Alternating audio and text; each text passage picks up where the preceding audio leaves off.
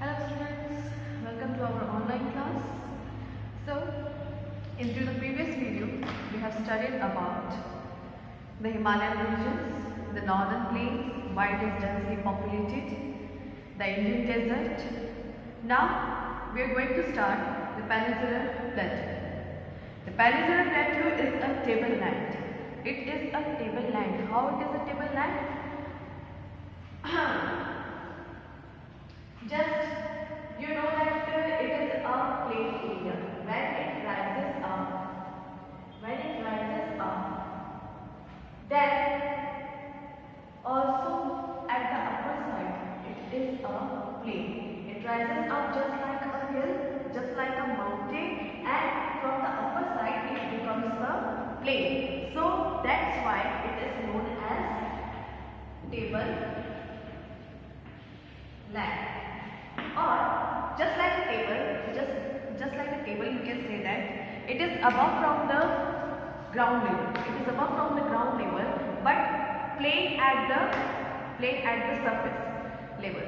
So that's why this land is also counted as a tableland. Into the normal language we call it tableland, but into the geographical language it is known as plateau.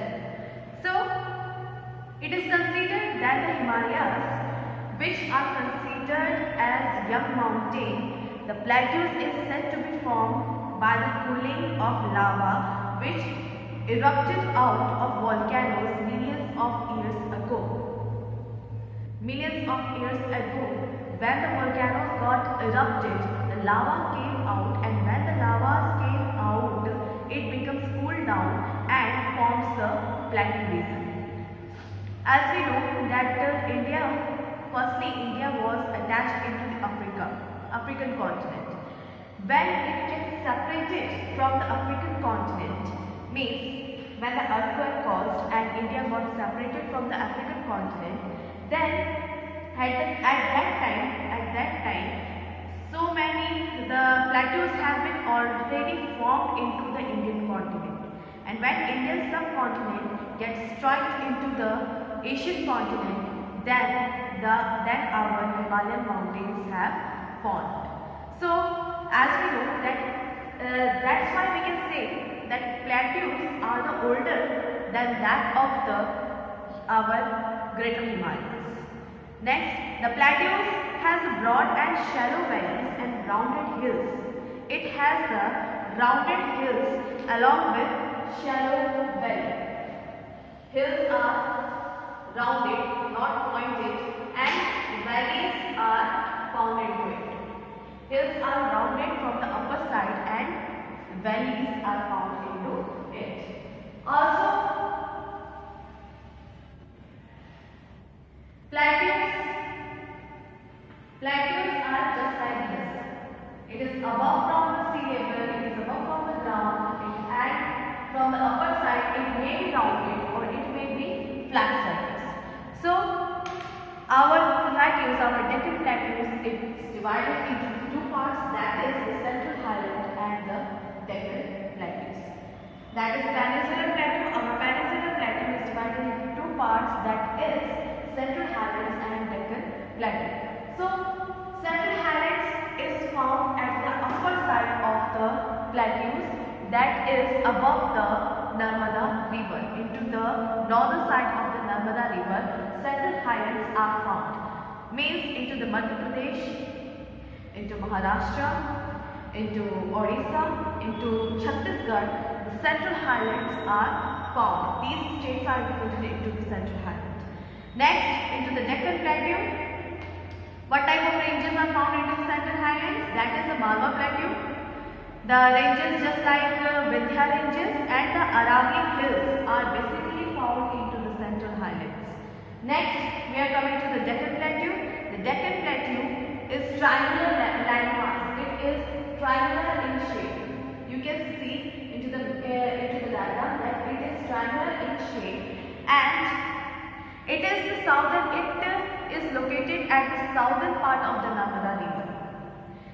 The Satpura range along with other similar ranges form part of this plateau. The Satpura range along with other smaller ranges ridges form the Deccan Plateau. Next, our Deccan Plateau is divided into two parts, that is the Western Ghat and the Eastern Ghat. Western Ghat and the Eastern Ghat. Into the Western Ghat, this lies parallel to the western coast of India. The Western Ghat lies parallel to the western coast of India, and they are a continuous series of low mountains. Into the western side, you can see that it has a continuous series of the lower mountain, and the Western Ghat are higher than that of the average elevation of 900 to 1600 meters. The average height of the Western Ghat hilly areas are 900 meters to 1600 meters. So, the highest peak of the Western Ghat is Anamudi. Anamudi is the highest peak of the Western Ghat of Deccan Plateaus. Next, we are coming to the Eastern Ghat. The Eastern Ghat is the eastern side of the Deccan Plateau. The Eastern Ghat is not as continuous as the Western Ghat, but irregular. They are dissected by many rivers draining into the Bay of Bengal. Into the Eastern Ghat, many hills just found like this. Into the Western Ghat, we can say that the ranges of the hilly areas are found like this, but in the Eastern Ghat, there are separate hilly areas which are not connected to each other are found, such as because they are dissected by many rivers that are draining into the Bay of Bengal. Because there are many rivers that goes into the Bay of Bengal, get drained into the Bay of Bengal, they used to dissect these type of hills. So, what is the height of these ranges which are found into the Eastern Ghat? That is about 600 meters. 600 meters. Into the Western Ghat, you can say that is about 900 meters to 1600 meters. But into the Eastern Ghat, it is about 600 meters. Next, we are coming into the Eastern Ghat. What type of valleys are found? That is Mahanadi Valley and the Nilgiris are found into the Eastern Ghat side. Next, we are coming to the coastal plain, the coastal areas of the Indian subcontinent.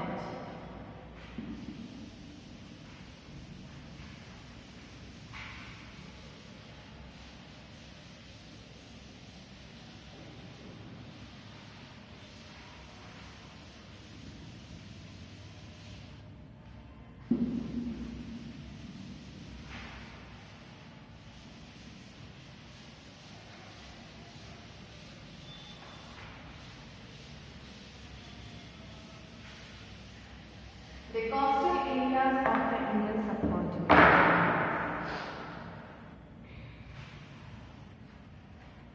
This is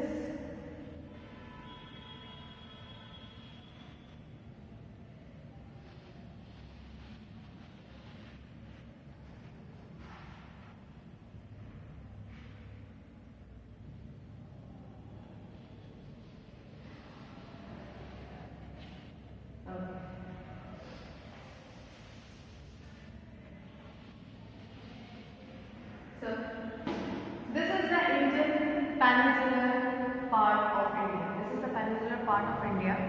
The coastal areas, that is the western coastal area and the eastern coastal area. Western coastal area and the eastern coastal area. The peninsular plateau of India has paying stretch of narrow coastal strip. Narrow coastal strips are found. What is the coast? What is the coast? Coast means the area which is found just attached to the oceans. That is counted into the coastal area. So, there is a narrow strip running along the Arabian Sea to the Bay of Bengal. Here it is Bay of Bengal.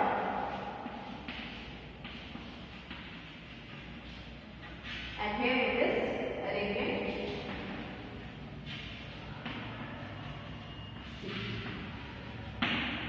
So narrow strip line which follows which gets forwards from the Arabian Sea to the Bay of Bengal, that is counted into the coastal plain.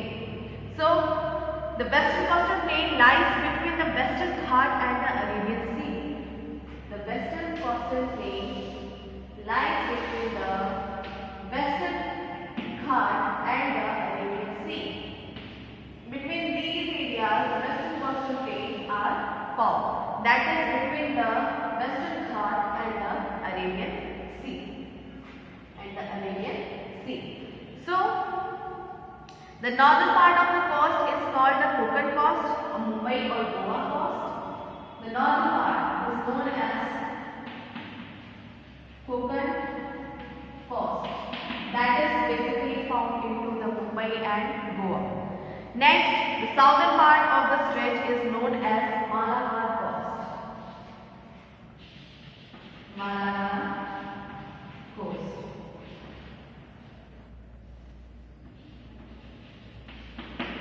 It is a Konkan coast. The Mumbai and Goa coast, Mumbai and Goa beaches are counted into the coast. That is known as Konkan coast, and the southern part of the western coast is known as Malabar coast. So, into the eastern coastal plain. Now we are moving to the eastern coastal plain that is found attached to the Bay of Bengal. Next, which run along the Bay of Bengal are wider than that of the western coast. Eastern coast is more wider than that of the western coast, and in the northern part it is called as northern Kekar. Into the northern part it is known as northern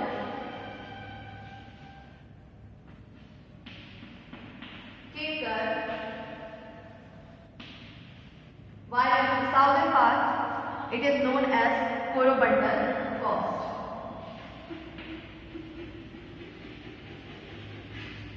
Coromandel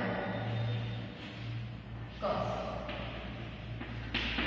So, the upper part, the Mumbai and Goa coast, is counted into the Konkan coast. The southern part of the Western Ghat, western coastal plain, is known as Malabar coast. The northern part of the eastern coastal plain is known as northern Kekar, and the southern part is known as Coromandel coast. So, rivers such as Mahanadi, Godavari, Krishna and Kaveri form deltas on this coast. Into the eastern coast, deltas are formed by these rivers such as Mahanadi, Godavari, Krishna and Kaveri. Next we are coming to the island territories. What are island? Island is a small piece of land that is covered by water from all sides. Island means, this is island, a small piece of land which is covered by water from all the sides is counted into the island. Next, the island territories. First one is, there are two island territories connected to our country, that is the Lakshadweep Island, and the second one is the Andaman and Nicobar Island. Lakshadweep Island are basically found in the Arabian Sea.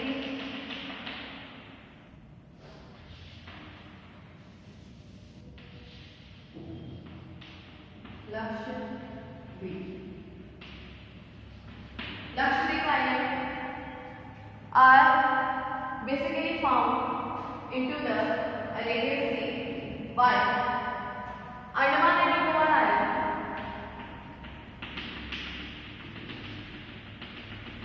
these are the small islands, small piece of land are basically found into the Bay of Bengal.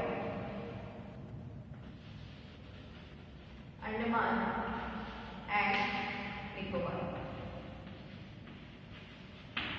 Andaman and Nicobar Island are basically found into the Bay of Bengal, while the Lakshadweep Island are basically found into the Arabian Sea. Let me start to know about the Lakshadweep Island. Lakshadweep Island is Lakshadweep Islands group are located in the Arabian Sea close to the Malabar coast. Close to the Malabar coast.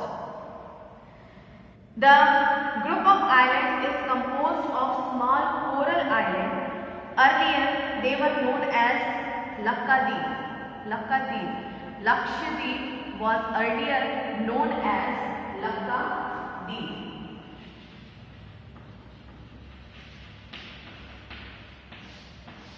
Lakshadweep was earlier known as Lakshadweep. Its previous name was Lakshadweep, Minicoy Island, but was renamed as Lakshadweep. It was a Minicoy island. Firstly, it was known as Lakshadweep. Now the name has been converted and it is known as Lakshadweep. The island group has a great diversity of flora and fauna.